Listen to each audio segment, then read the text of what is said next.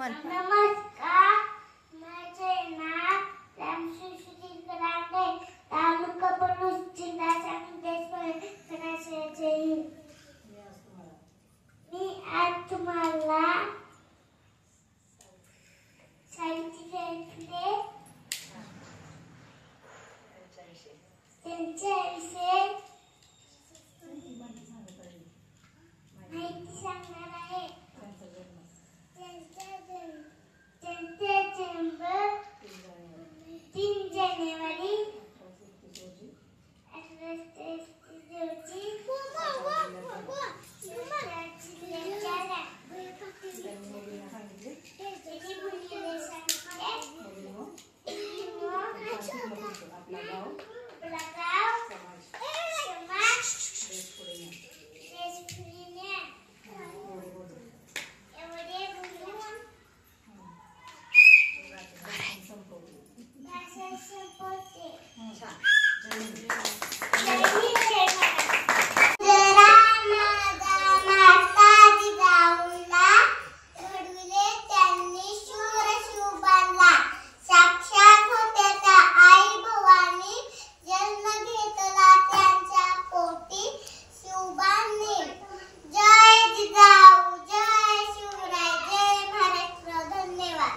दुसरे पंतप्रधान लाल बहादूर शास्त्री यांची जयंती, या जयंतीनिमित्त आपल्या अंगणवाडी क्रमांक 106 या ठिकाणी जो कार्यक्रम या ठिकाणी सुरू आहे, त्या कार्यक्रमाला येता आलं याबद्दल मी देखील भाग्यवान समजतो.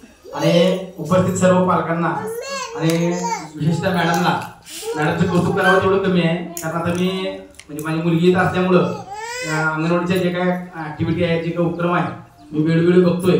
तर आपल्या या पंचक्रोशीमध्ये अंगणवाडी कशी असावी, तर बिलोडी स्टेशन सारखी असावी असं म्हणायला हरकत नाही. त्यात मॅडम अतिशय उत्साही आहे. गेल्या वर्षी गॅदरिंगला मी बघितलं, मॅडमचं सूत्रसंचालन असेल किंवा दररोजच्या ॲक्टिव्हिटी असतील, तर अतिशय मुलांमध्ये रमून त्या काम करत आहे. आणि पालकांना देखील एवढं सांगायचं आहे की आता येणारं जे राष्ट्रीय शैक्षणिक धोरण सुरू आहे सध्या, आता मी ब्रह्मणाला कार्यरत आहे आणि माझ्याकडे पहिलीचा वर्ग आहे. तर नवीन शिक्षण धोरणानुसार आपली जी मुलं आहेत, बालवाटिका क्रमांक 1, बालवाटिका 2 आणि बालवाटिका 3, म्हणजे 3 वर्षापासून ते 6 वर्षापर्यंतची मुलं अंगणवाडीमध्ये राहणार आहेत. तर यांना आता बालवाटिका म्हणून संबोधण्यात येणार आहे आणि त्यानुसार त्यांच्या कृती, उपक्रम वगैरे तुम्हाला पुस्तकं वगैरे मुलांना मिळाले असतील. तर त्याप्रमाणे जास्तीत जास्त काम हे पालक म्हणून आपल्या घरी पण त्या मुलांसोबत करायचं आहे. हे आपल्या सगळ्यांना माहिती असेल, तुम्हाला मॅडम सांगायचं असतील. तर जेवढं पालक म्हणून आपण घरी त्या मुलांसोबत छोट्या छोट्या ॲक्टिव्हिटी करून घेऊ, तेवढंच मग अंगणवाडीमध्ये देखील आम्ही शिक्षक म्हणून आम्हाला सोपं जाणार आहे. म्हणजे पालकाची भूमिका सगळ्यात जास्त महत्त्वाची आहे या शैक्षणिक धोरणामध्ये.